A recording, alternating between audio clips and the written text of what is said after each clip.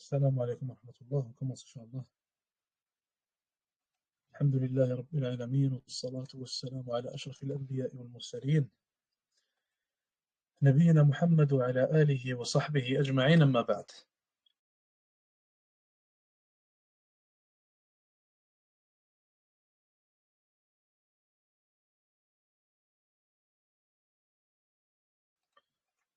Donc on était à la page 72. On était arrivé à la page 72. Alhamdulillahi Rabbil Alamin. On a vu quelques parties de la zakat. Donc si vous vous rappelez, on a vu zakat des animaux en quelque sorte.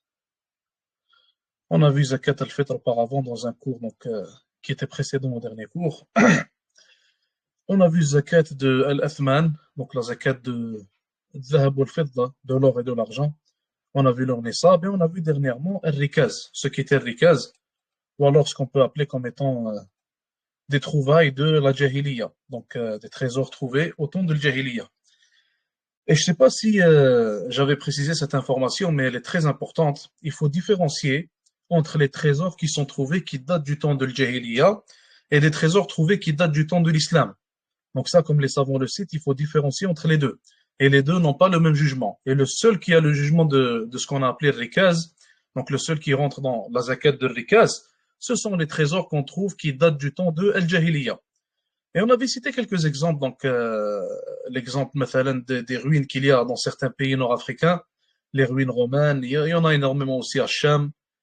Donc dans ces ruines-là, en fait, il y a certains rois, il y a certains nobles qui se faisaient enterrer, et qu'ils enterraient avec eux leur trésor. Donc ils demandaient à ce que le trésor qu'ils avaient se fasse enterrer avec eux. Et certains chercheurs, donc certaines personnes vont chercher ces trésors-là pour pouvoir donc en bénéficier. Et comme on a dit, ces trésors-là qui datent du temps de l'Jahiliya, il y a une zakat là-dessus qu'on appelle, ou plutôt ces trésors-là, on les appelle les rikaz en soi. Et cette zakat-là, c'est de donner le 1/5 du trésor qu'il a trouvé tout simplement. Donc avant de passer, Inch'Allah Ta'ala, au prochain sujet, avant de passer au prochain type de zakat, rappelez-moi quel était le nisab de al-dhahab, quel était le nisab de l'or. Rappelez-moi de ce qu'on a dit à propos de l'or et à propos de son nisab. Et d'ailleurs, rappelez-moi déjà ou plutôt ce qu'on veut dire par le mot nisab. Donc, qu'est-ce qu'on veut dire par nisab, awalan, et deuxièmement, quel est le nisab de zakat al-dhahab, de la zakat pour l'or.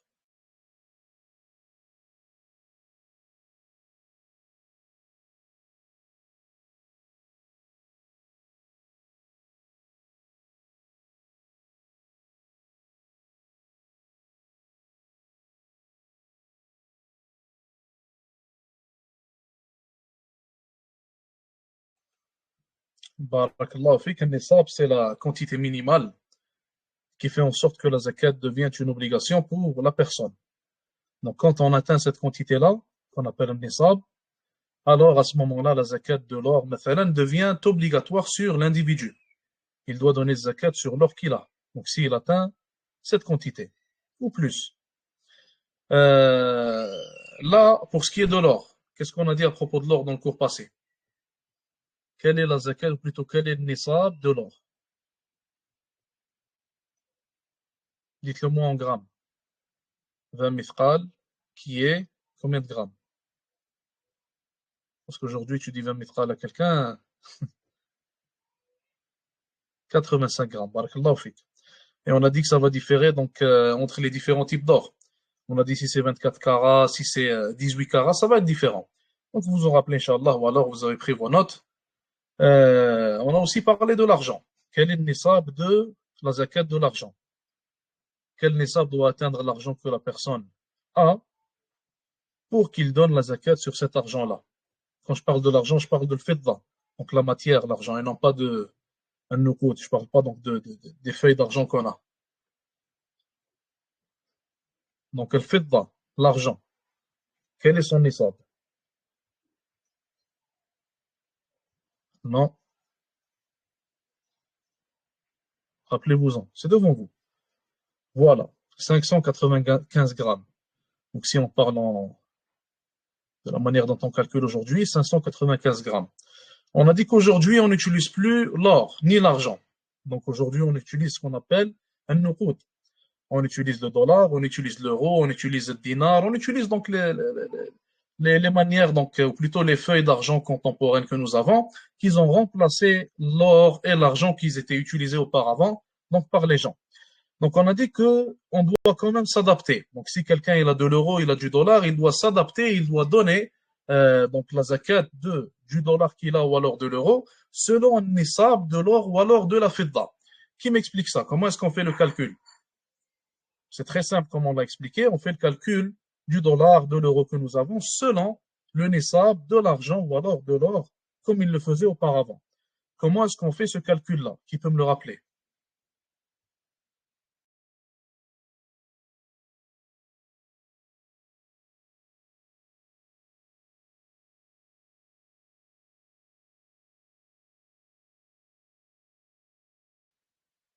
On regarde la valeur de l'or ou de l'argent.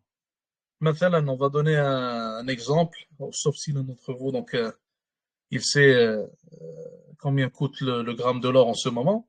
On va donner un exemple, donc c'est probablement pas vrai, mais on va dire 300 dollars maintenant. 300 dollars, c'est le prix du gramme d'or, par exemple. Donc tu fais 300 fois 85. Ça va nous donner un certain résultat. Donc de là, en fait, tu vas voir que le nisab est le résultat que tu viens d'avoir.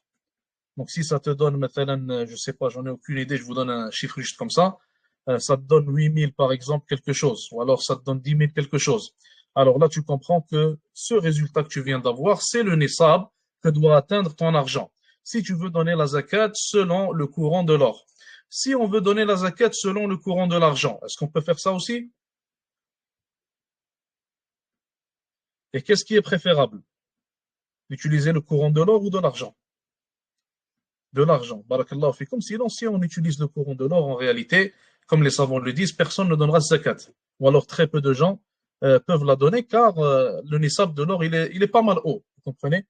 Donc, pour les pauvres, pour pouvoir les aider, pour pouvoir, Inch'Allah Ta'ala, euh, donc, rendre la zakat accessible, Inch'Allah Ta'ala, il vaut mieux utiliser le courant de l'argent, ou plutôt le nisab de l'argent. Donc, le nisab de l'argent, comment on le calcule? On fait la même chose. Combien coûte un gramme d'argent fois 595 grammes, qui est le nisab. Ça va te donner un résultat, et ce résultat-là, qui sera beaucoup très inférieur en réalité au résultat que tu auras pour l'or, donc ce résultat qui va t'être donné, tu vas calculer selon lui et tu donneras la zakat selon ce résultat-là, Inch'Allah Ta'ala.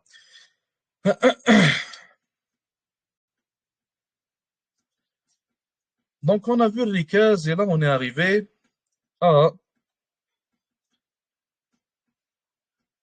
Barakallahu fik, akhi. Ça, je ne le savais pas, qu'Allah te récompense. Donc, comme le frère, il le dit, il faut savoir également que les hadiths sur le nisab de l'argent sont plus authentiques que ceux du nisab de l'or. Qu'Allah te récompense, akhi. Donc, on était arrivé ici, ou plutôt ici, urud al-tijara. On était arrivé à un autre type de zakat qu'on appelle en arabe urud al-tijara. Qu'est-ce que urud al-tijara? Urud al-tijara, c'est on va appeler ça les articles. Les articles qu'un individu expose pour les vendre. Ou plutôt les biens. Les biens, ça va être plus englobant. Les biens qu'un individu expose pour les vendre. Donc, peut rentrer sous ces biens-là une terre, maintenant, qu'il est en train de vendre, peut rentrer sous ces biens-là une voiture qu'il est en train de vendre, peut rentrer sous ces biens-là des vêtements qu'il vend, ou alors un magasin qu'il vend, ou alors n'importe quoi, des téléphones qu'il vend, des ordinateurs qu'il vend. Tant que l'individu, il a ce qu'on appelle urud tijara, il a des choses qu'il est en train d'exposer et il veut les vendre, alors dans ce cas-là, il devra donner la zakat sur ces objets-là et ces biens-là. Mais il y a des conditions pour cela. Il y a des conditions pour cela qui sont importantes. La première des conditions, il faut savoir que l'individu doit avoir acquis ses biens par son propre effort. Donc ces biens-là ce ne sont pas devenus ces biens mathalan par ce qu'on appelle l'irth en arabe, qui est l'héritage en français. Si une personne mathalan, elle a hérité d'une voiture et elle est en train de la vendre, alors dans ce cas-là, elle n'est pas considérée, cette voiture-là, comme étant un bien exposé à vendre. Elle ne rentre pas sous ce type de zakat-là. Alors il n'a pas à donner la zakat pour. Il a hérité d'une maison mathalan ou d'une terre, même chose, il veut la vendre. Dans ce cas-là, il ne donne pas de zakat pour. Mais une personne qui a acheté une voiture dans le but de la vendre, et ça c'est la deuxième condition d'ailleurs, donc il l'achète dans le but de la vendre et il l'achète, ou plutôt il l'acquérit par son propre effort, ça ce sont les deux conditions, alors dans ce cas-là, il devra donner la zakat pour ce bien-là. On redonne un exemple, Inch'Allah. Une personne, elle achète une terre. Une personne, elle achète une terre. Awalan, elle a l'intention de l'acheter pour la vendre. Deuxièmement, comme on vient de le dire, elle l'achète elle-même. Donc, elle l'acquérit par son effort à elle-même. Alors, dans ce cas-là, qu'est-ce qui arrive? Dans ce cas-là, elle devra donner la zakat pour ce bien-là. Et ce type de zakat-là, on l'appelle zakat urud al-tijara. La zakat des biens qui sont exposés pour être vendus. Donc, avec l'objectif de les vendre tout simplement. Maintenant, l'une des conditions qu'il y a aussi à propos de ce type de zakat-là, c'est al-hawl. Al-hawl, on a déjà expliqué c'est quoi, c'est qu'une année passe, la personne vient d'acquérir la voiture, mathalan, elle l'a mise à vendre, une année passe complètement. Après cette année-là, elle va aller donner la zakat sur ce bien-là.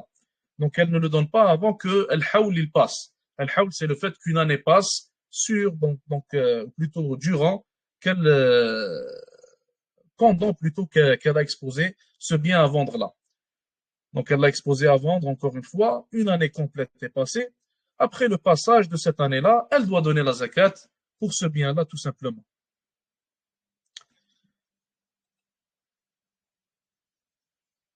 Il dit ici, إذا بلغت قيمتها نصابا. Maintenant, il nous parle du nisab, de urud al-tijara. Il nous parle du nisab de urud al-tijara. Il faut savoir que le nisab des biens qui sont exposés à vendre, c'est le même nisab que pour l'or et l'argent. Donc on fait comme avec l'argent, donc avec l'argent contemporain, le dollar, l'euro, etc.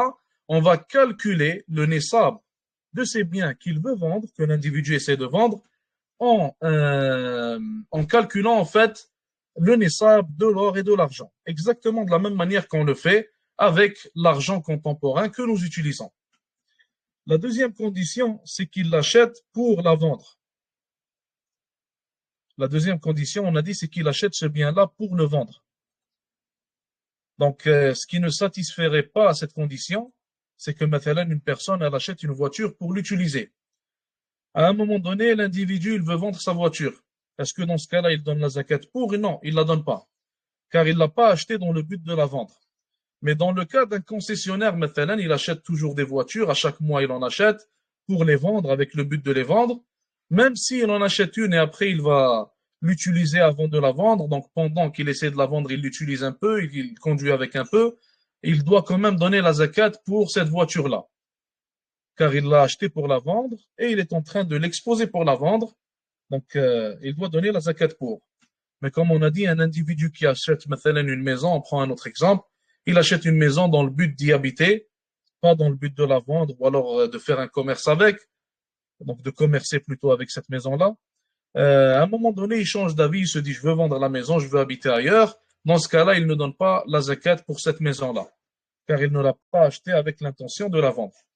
Donc ça, c'était pour ce qui est de la deuxième condition. Et je vous rappelle que la première condition, on a dit qu'il doit l'acquérir par son propre effort, et non pas par un effort donc, qui n'est pas le sien, comme l'héritage, mathalan. Donc, le nisab, on a dit, de urud al-tijara, le nisab des biens qui sont exposés pour la vente, dans le but de les vendre, c'est le même nisab, on a dit, que pour l'or et l'argent. Donc, on refait exactement le même calcul. 85 grammes d'or fois le prix d'un gramme d'or, ça te donne un résultat. Si tes biens, ils ont atteint ce résultat-là, si tes biens, ils ont atteint ce montant-là, donc les biens que tu as exposés pour les vendre, alors tu dois donner une zakat pour. Même chose pour le fidda, pour l'argent, 595 grammes fois le prix d'un gramme de fidda, d'argent. Si tes biens, ils atteignent le montant, donc le résultat que tu as après ce calcul, alors tu dois donner la zakat pour. Et comme on a dit, il est préférable, et c'est la meilleure des choses, Inch'Allah Ta'ala, à faire, d'utiliser le nisab de l'argent et non pas le nisab de l'or. Donc, est-ce que tout le monde a compris pour Urud Tijara? C'est très simple. Est-ce que tout le monde comprend?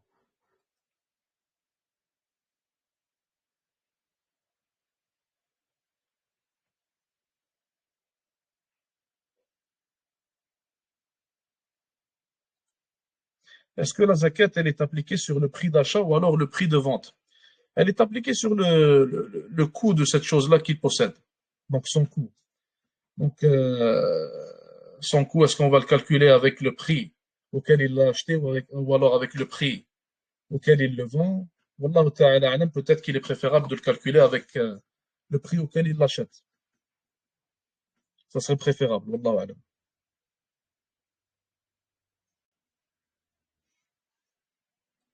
Est-ce que tout le monde comprend? On va revérifier, Inch'Allah, la mas'ala pour la question. Donc, je vous dis que c'est préférable, mais Inch'Allah ta'ala, rappelez-moi de le revérifier, comme ça, on ne fait pas d'erreur, Inch'Allah. Tout le monde comprend, on passe à autre chose, Inch'Allah. Donc, il nous dit ici, maintenant, on passe à un autre type de zakat. Et ça va être le dernier des types de zakat qu'on verra, Inch'Allah. Il dit ici, wal khariju min al-ard. Ça, c'est la zakat qu'on appelle la zakat de l'agriculture. La zakat de l'agriculture ou alors des produits agricoles. Il dit wal khariju min al-ard fi kulli habbin wa tamrin. On pourrait dire wa tamrin comme Cheikh Abdel Mohsin il a dit. Donc c'est préférable car ça inclut encore plus de produits agricoles. Wa tamrin yukalu wa yuddakharu idha balagha 5 aswaq ou awsuq. Donc la première des choses par laquelle il commence, il nous dit wal khariju min al-ard. Et ce qui sort de la terre, donc les produits agricoles, ce qui sort de la terre. Et il a commencé par parler ici de al-hab. Il a commencé par parler de al-hab. Qu'est-ce que le hubub? Donc le hubub, ce sont les grains. Al-hubub, ce sont les grains. Et comme vous le voyez ici, il a cité al-hubub d'une manière générale. Donc on en comprend d'après sa parole que lui est de l'avis que tous les grains, donc tous les grains agricoles qui font partie des produits agricoles, on doit donner la zakat pour. On doit donner la zakat pour. Il faut savoir que, avant de voir son avis à lui qu'il nous cite ici, il faut savoir que la zakat des produits agricoles, les savants ont consenti sur 4 produits, à propos desquels la zakat est obligatoire. Les savants ont consenti sur 4 produits à propos desquels la zakat, elle est obligatoire. Et les autres produits, donc, ils ont différé là-dessus. Le premier, c'est ce qu'on appelle el-bour. El-bour qui est le blé en français. Le premier, c'est ce qu'on appelle el-bour, qui est le blé en français. Deuxièmement, c'est ce qu'on appelle le sha'ir, qui est l'orge en français. Deuxièmement, c'est ce qu'on appelle le sha'ir, qui est l'orge en français. Troisièmement, ce qu'on appelle al-tamr, donc al-tamr avec ta et non pas tha, al-tamr qui sont les dattes. Troisièmement, ce qu'on appelle al-tamr qui sont les dattes. Quatrièmement, al-zabib, qui sont les raisins secs. Quatrièmement, c'est al-zabib, donc les raisins secs tout simplement. Les savants ont consenti sur ces 4 produits agricoles-là. Si tu as l'un de ces 4, ou alors si tu as ces 4-là, tu dois donner la zakat pour. Et on va expliquer, Inch'Allah Ta'ala, comment la zakat, elle est donnée. Mais pour l'instant, on veut comprendre d'abord sur quoi elle est donnée. Donc, pour quel produit est-ce qu'on doit la donner? Comme on vient de dire, les savants, ils ont consenti sur ces 4-là. Et il y a d'autres avis. Donc, l'un des autres avis, maintenant, c'est celui qui nous cite ici. Lui, il a dit que tout le hubub, donc tous les grains qui sortent de la terre, qui sont des produits agricoles, alors tu dois donner la zakat pour. Il n'a pas dit que c'est seulement pour le blé ni pour l'orge. Il a dit tout ce qui rentre sous l'appellation al-hubub. Tout ce qui rentre sous l'appellation des grains, alors tu donnes la zakat pour, tout simplement. Et d'ailleurs, c'est l'avis qui a été cité comme étant le plus correct par Cheikh Abdel Mohsin lors de son explication de ce livre-là. Donc, il a cité que ce sont tout le hubub. Par après, il a parlé de tamr. Il a dit ici, wa tamrin yukalu wa yuddakhar. Et les dates, donc les dates, awalan yuddakhar. Yuddakhar, ça veut dire que ces dates-là, on peut les garder, ou alors on les garde. Donc, on les, comment je pourrais vous dire ça? Yuddakhar, c'est, en gros, il va les garder, en fait, et il ne va pas les manger tout de suite, il va les, je vais chercher la traduction, ça va être meilleur, Inch'Allah. Préserve, barakallahu fik, on pourrait dire ça. Il les préserve, il les garde pour lui, donc de côté, il les mange pas tout de suite. Comme maintenant, donc aujourd'hui, il y a des gens qui, par exemple, ils vont avoir de l'agriculture qu'ils ne vont pas donc utiliser tout de suite, ou alors ils ne vont pas la consommer tout de suite, et certainement ils ne peuvent pas, car il y a des grandes quantités des fois.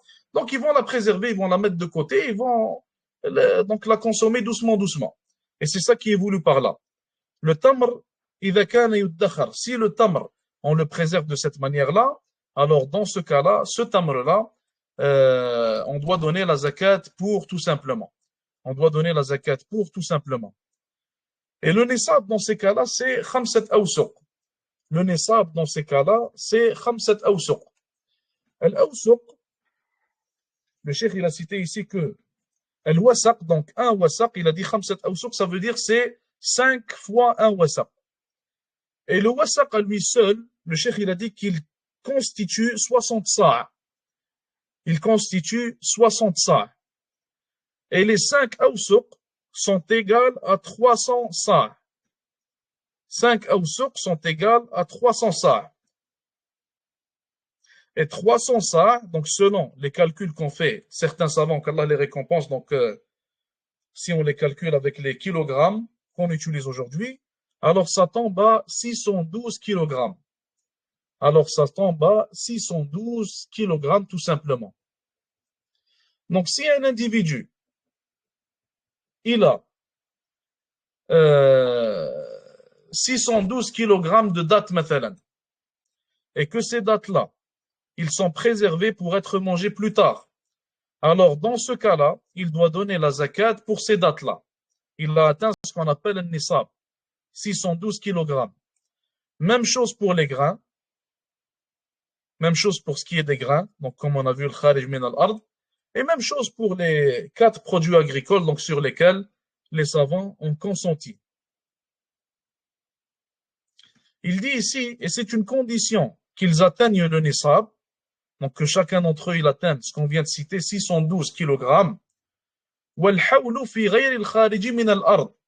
le hawl, donc pour ce qui est des choses qui sortent de la terre, alors dans ce cas-là, il n'y a pas de hawl là-dessus. On n'attend pas un an après les avoir cueillis. Mais comme Allah Azza wa Jalla, il a dit dans le Coran, du moment où ils sont cueillis, alors dans ce cas-là, du moment où ils sont cueillis, comme on a dit, on donne la zakat pour tout simplement.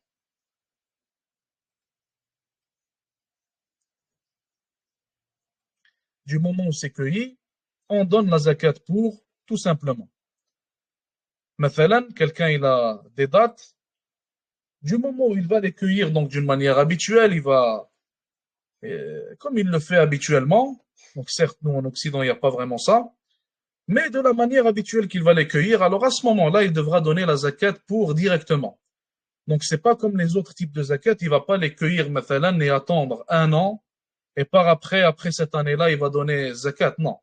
Directement quand il les cueillit, il va donner la zakat pour. Et il y a un autre type de zakat, on a dit, pour lequel il n'y a pas de hawl. On a dit qu'il y a un autre type de zakat pour lequel il n'y a pas de hawl. Quel est cet autre type de zakat-là? Non, je parle de zakat al-mal. Rappelez-vous, il y a un autre type de zakat al-mal pour lequel il n'y a pas de hawl.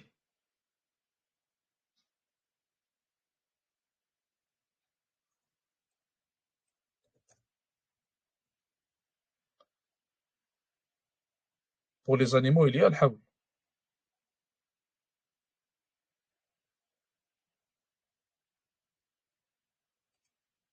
Pour les animaux, il y a le hawl. Quel type de zakat qu'on vient de citer pour lequel il n'y a pas de hawl? On n'a pas à attendre un an. Dès que tu l'as, tu sors de zakat. C'est lequel?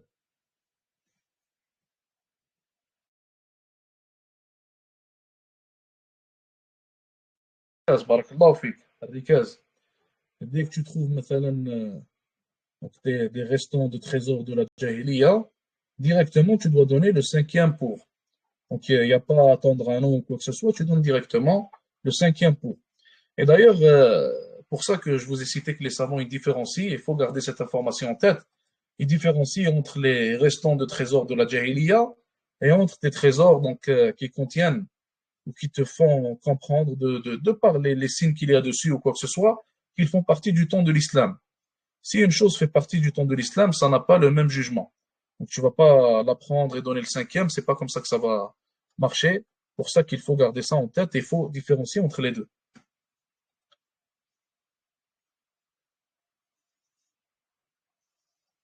Donc on a fini pour ce qui est des types de zakat. Est-ce que tout le monde a compris ce qu'on a cité pour l'instant? J'ai vu ta question, oui. Je vais y revenir, Inch'Allah. Pour l'instant, est-ce que tout le monde comprend? Ou alors est-ce qu'il y a des questions? avant qu'on passe à autre chose, parce que là, il a fini avec tous les types de zakat. Là, on va parler des gens à qui on donne la zakat.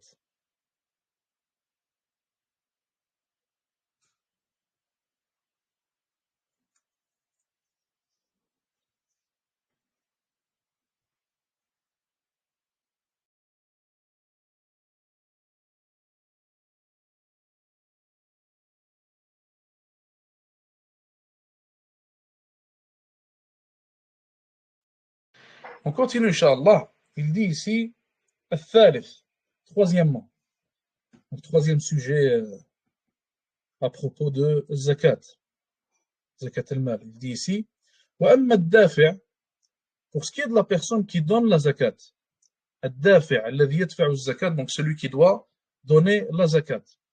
فهو رب المال. Alors celui qui donne la zakat, c'est le propriétaire de l'argent, le propriétaire de ces biens-là qu'on vient de citer, ou alors de ces différents types de biens pour lesquels la zakat elle est obligatoire. Le propriétaire, c'est lui qui doit donner l'argent pour sa zakat. Ou alors, il dit ici, ou alors une personne qui l'utilise comme wakil, donc à qui il accorde la responsabilité de donner sa zakat, biniya, avec l'intention. Avec l'intention. Pourquoi est-ce qu'il parle de l'intention ici d'après vous? Pourquoi est-ce qu'il nous dit que lorsqu'il y a une personne à qui il accorde cette responsabilité, alors il doit y avoir l'intention? Qu'est-ce qu'on veut dire par là? Ou alors qu'est-ce qui peut arriver, quelle situation peut arriver où l'intention n'est pas présente et où la zakat elle est donnée? Je vous ai donné un indice. La zakat peut être donnée par le responsable sans l'intention. Qui peut me donner un exemple de ce genre de situation?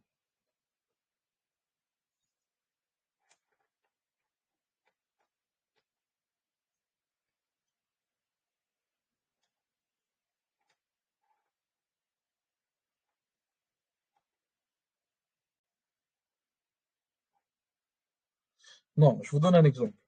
Imaginez-vous maintenant qu'une personne elle a énormément d'animaux et il ne veut pas en prendre, donc il ne veut pas s'en occuper lui-même, mais plutôt il va avoir un employé, donc il va s'en occuper, à qui il fait confiance, donc il le connaît, il s'en occupe depuis des années. L'employé, il va calculer le nombre d'animaux que l'individu a, il va calculer la zakat pour ces animaux-là, et il va aller la donner. Et après, quand il va voir donc le propriétaire, il va lui dire, tu sais, j'ai calculé la dernière fois donc la zakat pour tes animaux, et il s'est avéré que la zakat était de tel nombre donc d'animaux, et je l'ai donné. Est-ce que dans ce cas-là, la zakat, elle est valide? Est-ce que dans un cas similaire, sa zakat, elle est valide et acceptée? Elle n'est pas valide, parce que l'intention n'est pas là. S'il va le voir, il lui dit, regarde. Donc le propriétaire va voir l'employé, il lui dit, regarde, moi, je te laisse m'occuper de ma zakat, fais le calcul, regarde donc combien il y a de biens à donner, et tu vas les donner, Inch'Allah Ta'ala, par après. Il va le faire, il le fait comme il lui a dit, et par après, il l'appelle, il lui dit, c'est bon, c'est fait. Dans ce cas-là, c'est valide, car l'intention, elle est là. Pour ça qu'il nous parle de l'intention ici. Une autre question pour vous, à qui est-ce qu'on donne la zakat, normalement? À qui est-ce qu'on donne la zakat, normalement? Et mettez des traits sous le normalement. Non, je ne parle pas des types de personnes. Avant de parler des types de personnes, je pourrais vous reformuler ça en disant qui est-ce qui donne la zakat normalement? Qui est-ce qui la distribue? Quand tu vas ouvrir maintenant les livres de Salaf comme Usul Sunnah par exemple de l'imam Ahmed et d'autres livres, il va te parler de zakat. Eux, ils vont l'appeler la sadaqa. D'ailleurs, habituellement, lorsque vous allez voir parler de sadaqa dans les livres de Salaf, habituellement, ça va être la zakat. Ils vont l'appeler sadaqa. Parce que la sadaqa, l'aumône, il y a l'aumône obligatoire qui est la zakat et il y a l'aumône surérogatoire. Donc, certains ont inclus d'autres types d'aumônes sous l'obligation, certainement. Mais eux, ils vont appeler la zakat, donc sadaqa. Quand tu vas aller voir ces livres-là, tu vas voir qu'il te dit que sadaqa, elle est donnée à qui habituellement?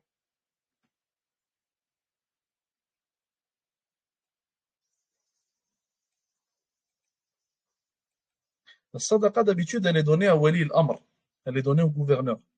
Et depuis le début de l'islam, c'est comme ça que ça marche. La sadaqa, donc quand je dis sadaqa, je parle de zakat, on la donne au gouverneur. Le gouverneur, il a des gens qui travaillent pour cette zakat-là, comme on va le voir, qui vont aller la prendre et qui vont aller aussi la distribuer. Aujourd'hui, tu donnes la zakat au gouverneur, tu vas le voir acheter des bouteilles de vin, tu vas le voir donner la zakat à Trump pour qu'il achète des nouveaux avions de chasse pour bombarder les musulmans. Tu vas le voir, مثلا, donner cette zakat-là aux sionistes pour qu'ils puissent tuer encore plus de gens à Gaza. Donc certainement, aujourd'hui, on ne va pas les donner. D'ailleurs, ce n'est pas des gouverneurs légitimes qu'on a aujourd'hui, comme vous le savez très bien. Donc, la zakat, habituellement, elle est donnée au gouverneur. Le gouverneur, il va aller donner cette zakat-là, donc la distribuer aux gens. Et d'ailleurs, le gouverneur, il force la personne qui ne veut pas donner la zakat à la donner. Le gouverneur musulman, dans un pays islamique, il le force à la donner. Et il prend avec ça la moitié de ses biens. Donc, si un individu ne veut pas donner la zakat, comme il a été dit dans le hadith, on prend sa zakat, donc le gouverneur la prend, et deuxièmement, pour le punir, pour qu'il ne refasse plus cela, et que pour personne plutôt ne le refasse après lui, alors il doit être puni donc de cette manière-là qu'on prenne la moitié de ses biens.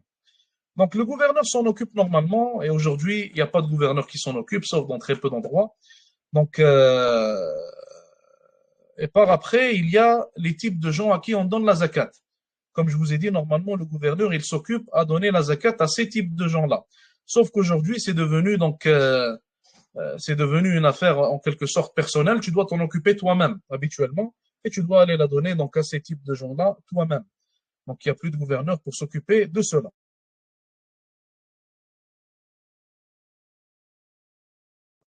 Donc, les gens à qui on donne la zakat, ils sont de 8 types. Les gens à qui on donne la zakat, pour qui la zakat elle est valide, ils sont de 8 types. Et donc ces 8 types-là, ils ont été cités dans un verset. Dans le Coran, Allah Azza wa Jal les a cités, les 8 ensemble. Il dit ici, وَأَمَّا الْمَدْفُوعُ إِلَيْهِ. Donc les gens pour qui on donne la zakat, فَهُمُ الثَّمَانِيَةُ أَصْنَافٍ. Ils sont les 8 types. Et il réfère ici, comme on a dit, aux 8 types cités dans le Coran par Allah subhanahu wa ta'ala. Premièrement, on a ceux qu'on appelle al-fuqara. Et deuxièmement, on a ceux qu'on appelle al-masakin. Al-fuqara, ce sont les pauvres. Al-masakin, donc on pourrait traduire ça aussi par pauvre. Certains savants, ils ont dit que le fuqara et le masakin, les deux premiers types, sont en réalité un seul type. Ils n'ont pas différencié entre les deux. Certains savants, ils ont différencié entre les deux. Ils ont dit que les fuqara sont plus en besoin que les masakin. Certains ont dit le contraire. Ils ont dit le masakin, ils sont plus en besoin que le fuqara. Dans tous les cas, les deux premiers types, ce sont le fuqara et le masakin. Donc, vu que les savants ont différé sur le fuqara et le masakin, il faut savoir qu'ils les ont désignés par différentes définitions. Ils leur ont donné différentes définitions. Donc, au faqir, qui est le faqir, au miskin, qui est le miskin, on va trouver différentes définitions chez les savants et chez le madahib.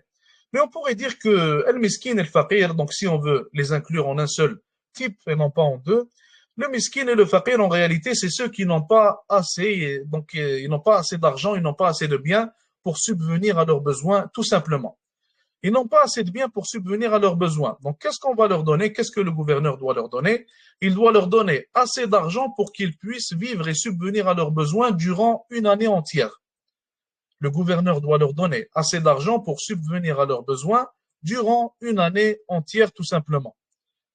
Dans le cas où le faqir ou alors le miskin, c'est quelqu'un qui a la possibilité de travailler, c'est quelqu'un qui a des muscles pour travailler, donc il est fort, c'est quelqu'un qui est un homme fort, etc. Comme dans le hadith qui a été cité, le prophète alayhi salatu salam, donc 2 hommes sont venus le voir et il leur a dit, je vois que vous êtes donc 2 hommes en très bonne forme, donc en très bonne forme physique, voulant dire qu'ils peuvent aller travailler pour avoir de l'argent.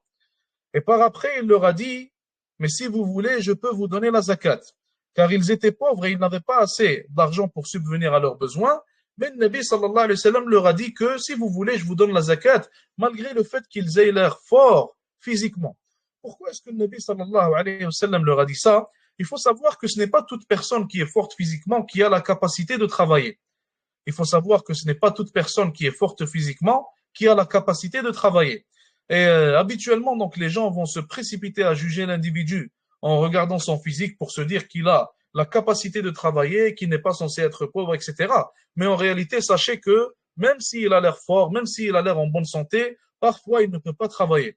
Et d'ailleurs, auparavant, j'avais travaillé dans un endroit, il y avait donc un frère musulman qui travaillait avec moi, et le frère, il faisait plus que 2 mètres. Donc, sans abuser, il faisait vraiment plus que 2 mètres. Il dépassait les 2 mètres. Et il était très fort physiquement, subhanallah. Donc à le voir de loin, on dirait que cet individu-là, subhanallah, il peut soulever une voiture. Mais il avait des maladies mentales. Ce frère-là, il avait des maladies mentales.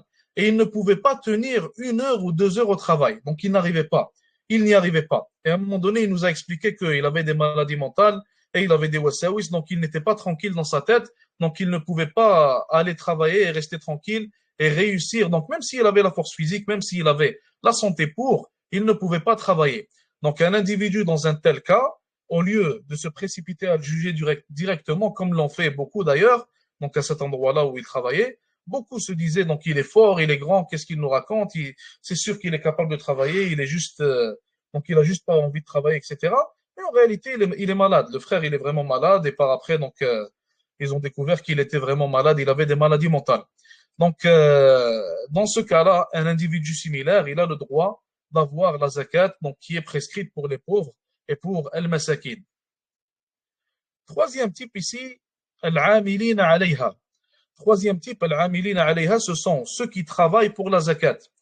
Donc, comme on a dit, rappelez-vous, il y a quelques minutes, on en a parlé, on a dit que le gouverneur, normalement, le gouverneur musulman, il a des gens qui travaillent pour lui, donc qui vont distribuer cette zakat, qui vont faire les calculs pour cette zakat, qui vont aller chercher la zakat, etc. Donc, tous ces gens-là, Allah Azza wa Jal les a inclus dans les 8 types, et Allah Azza wa Jal a cité qu'ils ont le droit de recevoir une partie de la zakat. Et quelle partie est-ce qu'ils doivent recevoir? Les savants ont cité que le gouverneur doit regarder et doit juger donc quel serait le salaire d'un individu qui fait le même travail que eux font, et il leur donne ce même salaire-là tout simplement. Maintenant, il y a une petite problématique donc contemporaine. Au jour d'aujourd'hui, il y a une problématique en réalité que les savants citent et sur laquelle ils ont différé. Aujourd'hui, comme on a dit, il n'y a plus de gouverneur pour donner la zakat. Et vu qu'il n'y a plus de gouverneur, on voit souvent qu'il y a donc des comment j'appellerais ça, des associations donc musulmanes qui veulent aider, donc qui veulent distribuer la zakat des gens, qui veulent distribuer les sadaqas d'une manière générale, etc. Ces associations-là, les gens qui travaillent là-dedans, est-ce qu'ils ont le droit de prendre une partie de la zakat, ou alors on pourrait dire est-ce qu'ils rentrent sous ce troisième type-là, qui sont al-amilina alayha, qui sont les gens qui travaillent pour cette zakat-là. Certains savants, ils ont dit oui, ils ont dit ils travaillent pour la zakat, même s'il n'y a pas de gouverneur en réalité, ils sont des gens qui travaillent pour cette zakat, alors on peut leur donner de l'argent de cette zakat-là. Certains autres savants, ils ont dit non, et ils se sont appuyés donc sur des faits qui ont lieu, donc qui ont eu lieu en quelque sorte. Donc d'ailleurs, il faut savoir que ce ne sont pas toutes les associations caritatives qui sont des associations de confiance, excusez-moi. Donc certains, maintenant, ils vont, euh, subhanallah, il y en avait un qui était donc qui était à la tête de l'une de ces associations-là, et donc il a été révélé que cet individu-là, il gagnait par année, je pense, 300 000 dollars. Donc 300 000 dollars pour être à la tête d'une association qui est donc dont tout l'argent en réalité vient de la part des musulmans et dont l'objectif est censé être d'aider les musulmans. Et toi, au lieu de faire ça, subhanallah, tu vas te prendre un salaire d'un PDG de je ne sais où, subhanallah. Donc certainement, si tu es à la tête d'une association pareille, on comprend que tu puisses prendre de l'argent, on comprend que tu aies besoin de prendre de l'argent si tu donnes tout ton temps, si tu ne travailles pas, si tu n'as rien à côté, et si le travail donc pour les musulmans te fait perdre donc la quasi-totalité de ton temps d'une manière à ce que tu ne peux pas aller travailler ailleurs, alors dans ce cas-là, certainement on peut comprendre ça, mais on ne peut pas comprendre que un individu qui ne fait absolument rien prenne 300 000 dollars. Donc même s'il donnait tout son temps pour cela et qu'il méritait un salaire, il va certainement pas mériter 300 000 dollars. Donc pour ça que certains savants donc ils se sont donc ils n'ont pas voulu dire que c'est permis, vu qu'il y a beaucoup de méfacites qui peuvent venir derrière ça, beaucoup de mauvaises choses qui peuvent arriver. Donc derrière une fatwa similaire, si les savants disent que c'est permis, certains vont commencer à se permettre tout et n'importe quoi, et il va aller donc donner la plupart de l'argent donc soit aux gens qui travaillent pour cette association ou alors pour lui-même, au lieu de donner donc la plupart de cet argent-là aux musulmans.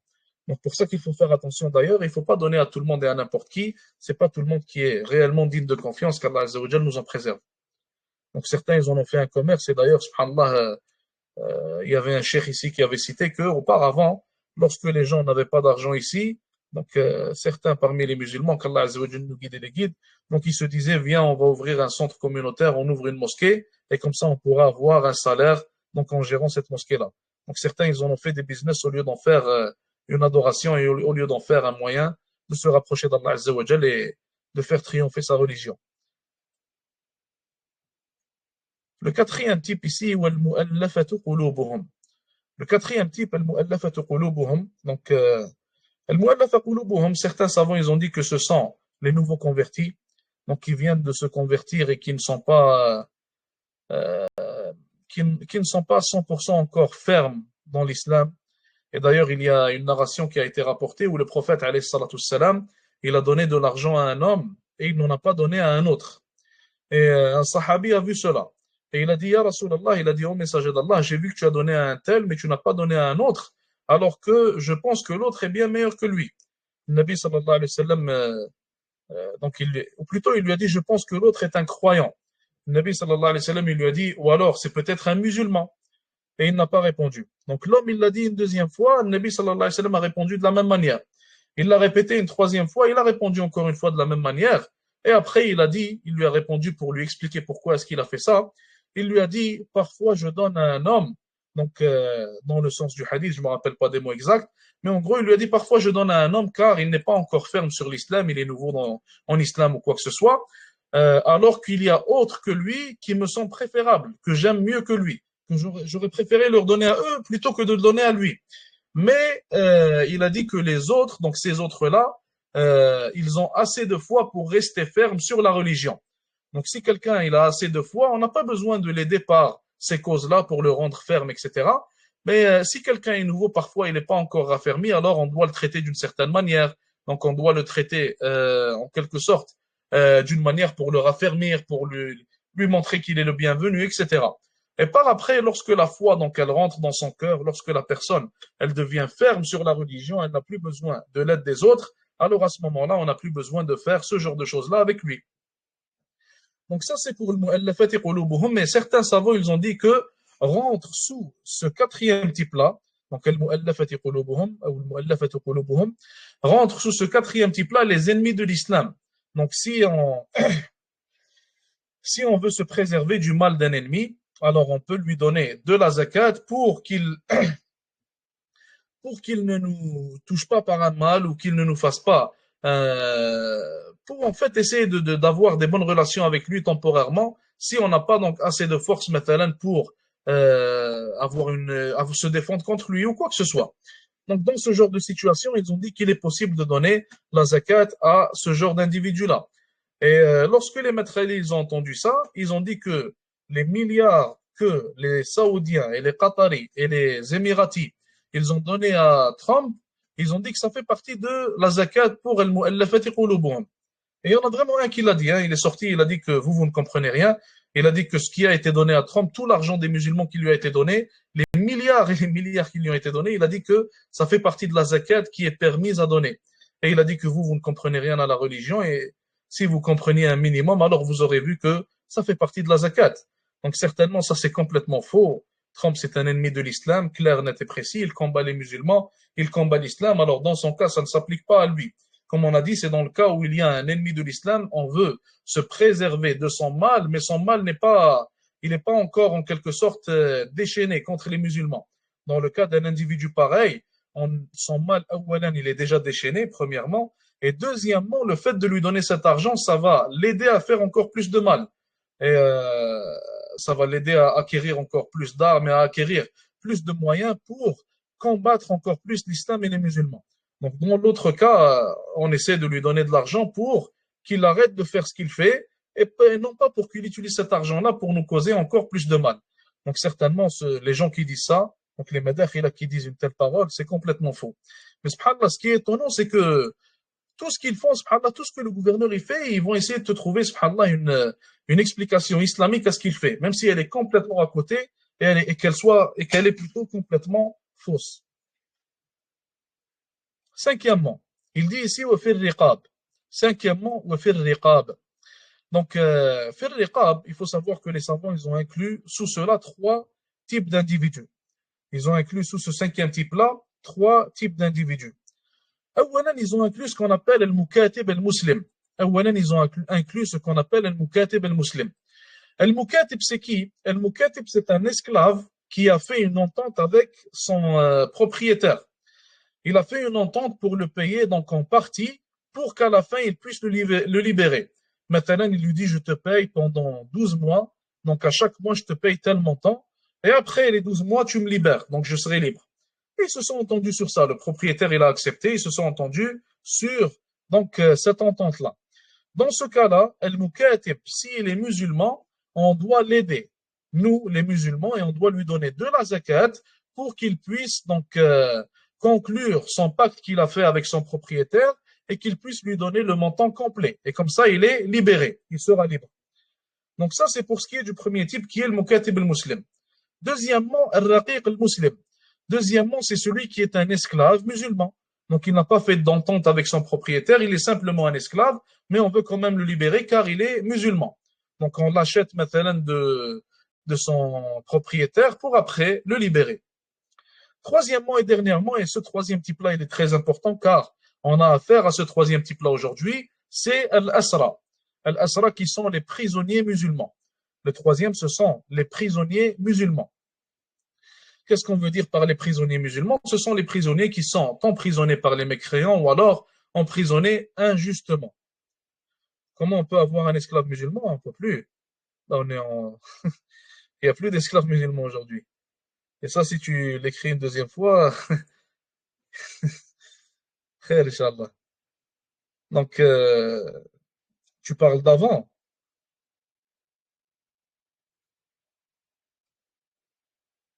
Dis-moi si tu parles d'avant, Inch'Allah. Donc, comme on a dit, Al-Asir. Pendant les guerres, maintenant, après la guerre, les individus qui sont fait capturer de l'armée ennemie, ils sont esclaves. Donc, ils sont des capturés de guerre et plutôt, ils ont le gouverneur, le général, il a le droit donc, de les garder comme esclaves ou alors il a le droit de demander pour eux une fidia, donc de demander donc, de l'argent pour les libérer, etc. Ça va être à lui de choisir. Donc, pour ce qui est du prisonnier musulman, ça c'est très important. Et il y en a énormément sur Terre. Il y en a énormément sur Terre. Il faut savoir que l'esclavagisme existait déjà avant l'islam. Donc, lorsque l'islam est venu, il y avait déjà des gens qui étaient esclaves. Après, est-ce qu'ils sont devenus esclaves par des moyens légiférés ou pas légiférés? Ça, c'est une autre histoire. Ils étaient déjà esclaves à ce moment-là. Maintenant, il y a des gens qui se faisaient voler et qui devenaient des esclaves. Donc, sans droit, certainement. Et ça, ce n'est pas, islamiquement parlant, ce n'est pas quelque chose d'acceptable. Donc, comme Salman al-Farisi, maintenant. Salman al-Farisi, il était en train de, donc, il a fait une entente avec des gens. Il leur a dit, je vous paye et vous m'emmenez à, donc, à la péninsule arabique. Il était à Shem, si je me rappelle bien, Wallah alam. Ou alors en Irak, Allah ta'ala alam. Bref. Donc, ils lui ont dit oui, pas de problème. Et à la fin, donc, ils ont fini par prendre son argent et ses biens. Et ils ont fini par, donc, le rendre esclave. Sans droit. Tu comprends? Et après, ils l'ont vendu. Donc, ils l'ont vendu à un juif et il était devenu l'esclave d'un juif. Donc ça, c'était avant l'islam. Et avant l'islam, il y a des gens qui sont devenus, qui devenaient esclaves, donc par des manières, donc de toute manière possible. En réalité, toutes les manières étaient utilisées pour rendre des gens esclaves, injustement certainement. Si tu regardes aussi maintenant les esclaves, donc les Afro-Américains, comment ils ont été transformés en esclaves aussi. Donc les Européens, ils sont allés en Afrique. Certains parmi les Africains, ils ont vendu leurs frères. Certains ne les ont pas vendus, donc ils les ont simplement pris pour esclaves. Donc ils les ont combattus, ils les ont pris pour esclaves par après. Donc injustement certainement. Donc encore une fois, ça c'était des manières qu'ils utilisaient auparavant pour rendre les gens esclaves.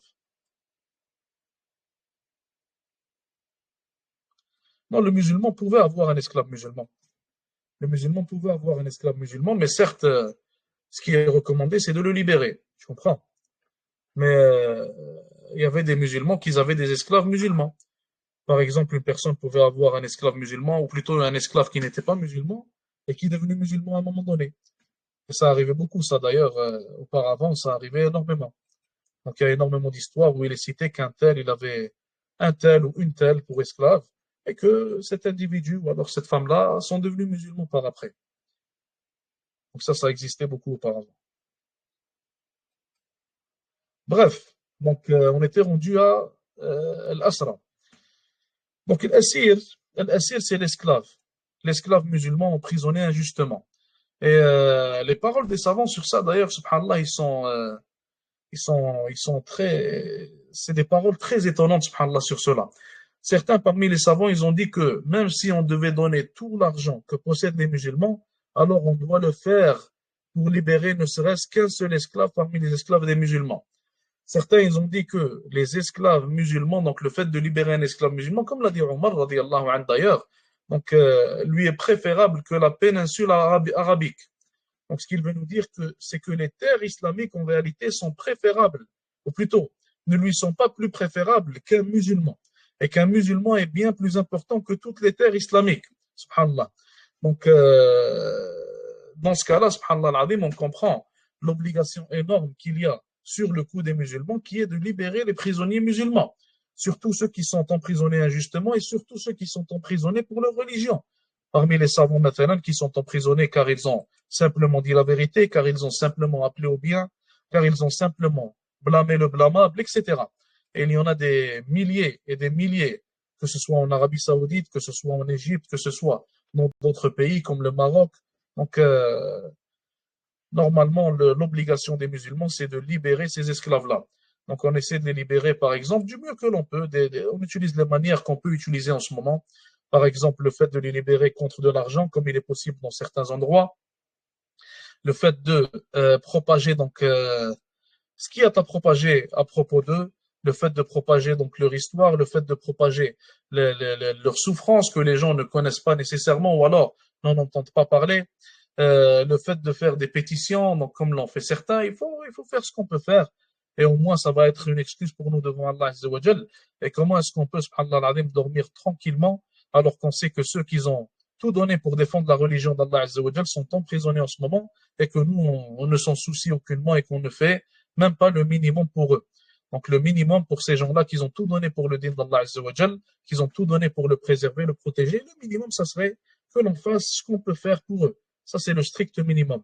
Quand on parle aux gens, on explique aux gens ce qui est en train de se passer. Comme on a dit, donc les gens aujourd'hui, ils parlent pas de ce genre de choses-là, donc surtout pas les gens qui sont donc complètement donc subhanallah al-azim, comment je pourrais vous dire ça, complètement noyé dans le libéralisme, complètement noyé dans le mode de vie occidental, donc ils ne se soucient pas de ce genre de choses-là, ils préfèrent faire croire aux musulmans que tout va bien, que la vie est rose, qu'il n'y a aucun problème, alors que nos frères et nos sœurs, donc surtout pour ce qui est des sœurs, subhanallah, sont en train de périr dans les prisons sans aucun droit, donc parfois certains d'entre eux ne peuvent même pas voir leur famille, même pas voir leurs enfants.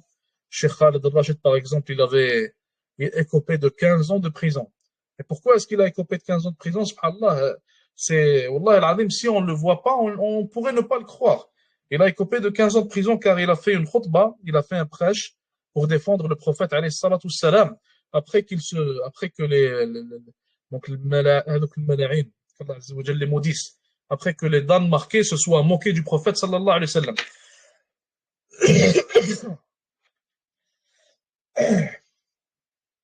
Donc, le cheikh, il a fait un prêche pour le défendre, il a fait un prêche pour dire aux musulmans qu'on doit le défendre, qu'on doit faire le minimum, ne plus acheter, mathalan, leurs produits, etc.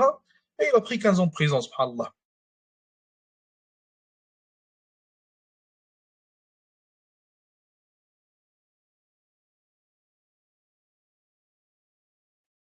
Et d'ailleurs, excusez-moi.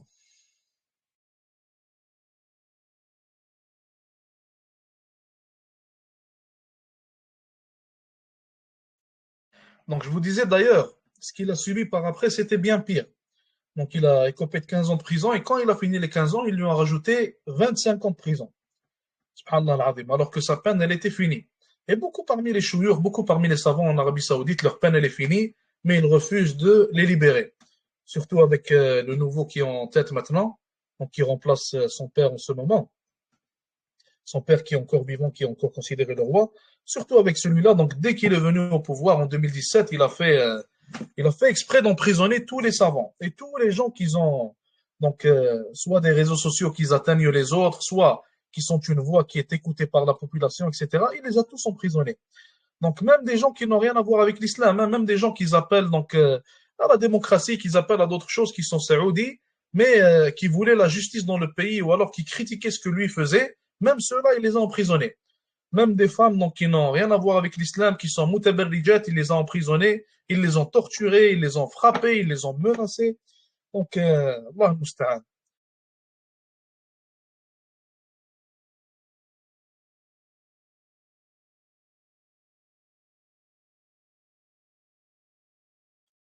Donc, sixièmement, il nous dit ici, wal gharimin. Sixièmement, al gharimoun. Donc, al gharimoun, ce sont les gens qui ont des dettes et qui n'arrivent pas à les payer. Et sous le gharimin, ici, les savants font rentrer deux types, ou alors ils vont les diviser en deux types différents. Ils vont dire qu'il y a des gens qui ont des dettes personnelles à eux-mêmes qu'ils n'arrivent pas à payer, et il y a des gens qui ont des dettes qui ne sont pas pour eux-mêmes. Donc, ce n'est pas des dettes personnelles qu'ils ont, mais ils ont des dettes maintenant qu'ils ont été obligés d'avoir pour aider les autres, pour aider les gens. Et je vous donne un exemple. Parfois, les savants citent comme exemple certains individus qui vont essayer de faire le bien, qui vont essayer, comme dans certains pays arabes, donc là où il y a encore des tribus, ils vont essayer de régler donc les problèmes qu'il y a entre deux tribus et qui vont essayer de faire sulh entre les deux tribus. Donc, ce qui va se passer, c'est que parfois, ils vont devoir dépenser de l'argent, parfois, ils vont devoir même donc s'endetter pour pouvoir régler le problème qu'il y a entre les deux. Donc, dans ce genre de cas-là, ils font partie du deuxième type de ceux qui ont des dettes, mais qui ne sont pas des dettes personnelles. Ce sont plutôt des dettes qu'ils ont dû avoir pour aider la communauté, pour aider les musulmans. Donc, dans les deux cas, on les aide. Dans les deux cas, ils méritent donc d'avoir de la zakat. Septièmement, wa fi sabilillah. Septièmement, wa fi sabilillah. Donc, fi sabilillah, la plupart des savants, ils disent que fi sabilillah, c'est seulement pour le djihad fi sabilillah.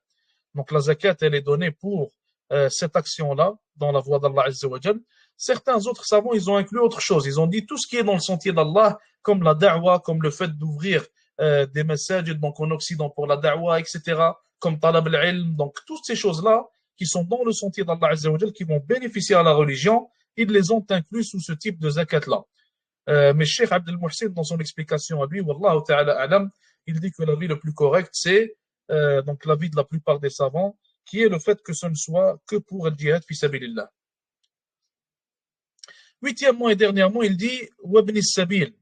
Huitièmement et dernièrement, Wabni Sabil. Donc, Ibn Sabil, c'est qui? C'est le voyageur qui n'a plus d'argent. Donc, l'individu qui a voyagé, qui est dans une terre islamique, et il n'a plus d'argent pour revenir donc, à sa terre.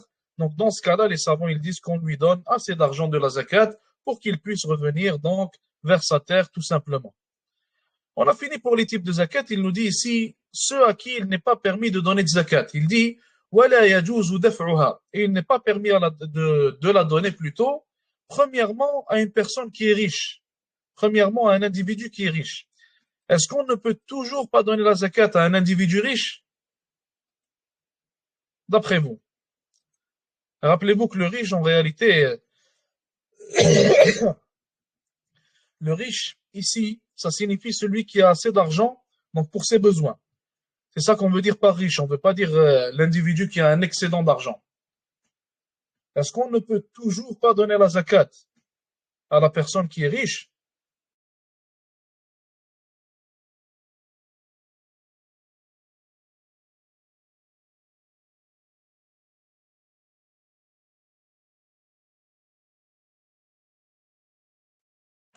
Je vous donne un exemple.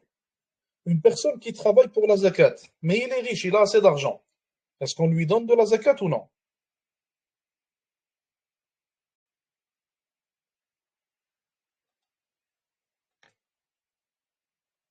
On lui donne de la zakat. Une personne qui a voyagé, qui n'a plus d'argent pour continuer le voyage et pour retourner, est-ce qu'on lui donne de la zakat, même s'il est riche?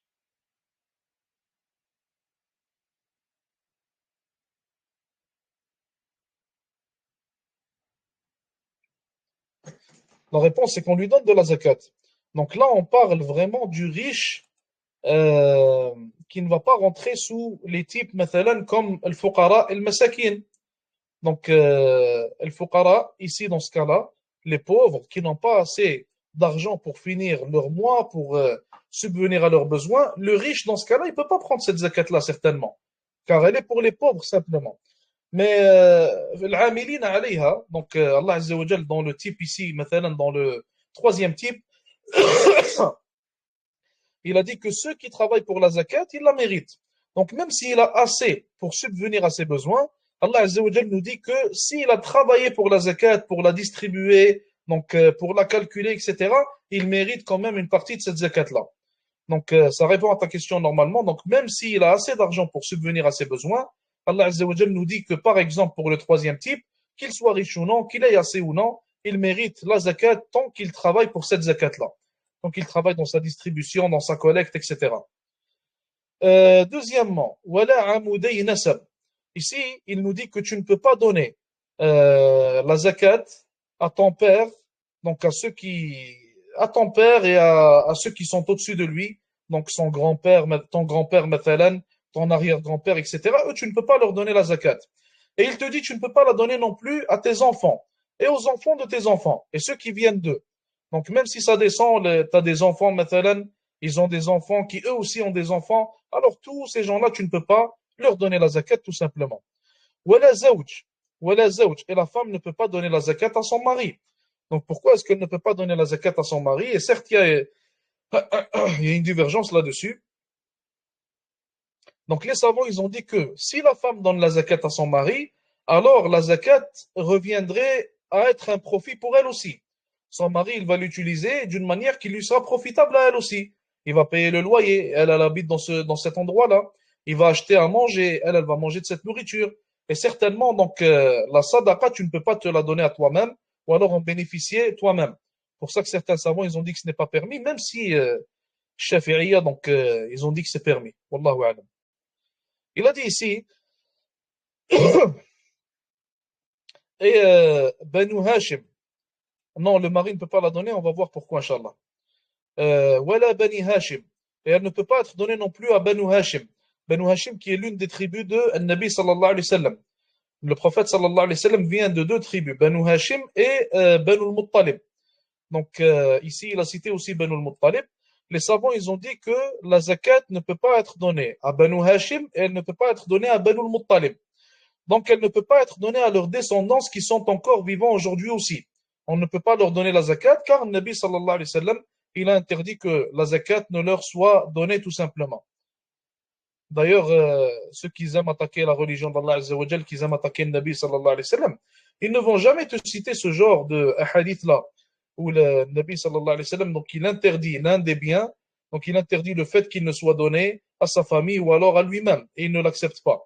Donc, normalement, s'ils auraient été sincères avec eux-mêmes, ils auraient aussi cité ces hadiths-là qui nous montrent que le prophète sallallahu alayhi wa sallam, ni lui, ni sa famille, n'ont profité du fait qu'il ne soit prophète, billah, pour atteindre maintenant des statuts ou alors pour avoir de l'argent ou quoi que ce soit.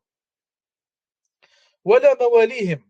Et même les mawali, donc le mawla, c'est l'esclave affranchi, même les mawali, les esclaves affranchis de Banu Hashim ou alors de Banu al-Muttalib, ils ne peuvent pas avoir de cette zakat-là. وفي قريب تلزمه مؤنته. Et il ne peut pas non plus donner la zakat à un proche qui est sous sa responsabilité. Et c'est pour ça qu'il ne peut pas donner la zakat à sa femme. Il ne peut pas donner la zakat mathalan, à ses enfants, car ils sont sous sa responsabilité tout simplement. Si sa mère elle est sous sa responsabilité, encore une fois la même chose. Il ne peut pas leur donner la zakat tout simplement. On finit avec ça pour aujourd'hui, Inch'Allah. Donc, on va pas faire tahawiyya car on a passé beaucoup de temps avec le fiqh. On va se limiter à ça pour aujourd'hui, Inch'Allah. Jazakumullahu khair. وصلى الله وسلم وبارك على نبينا محمد والسلام عليكم ورحمة الله وبركاته.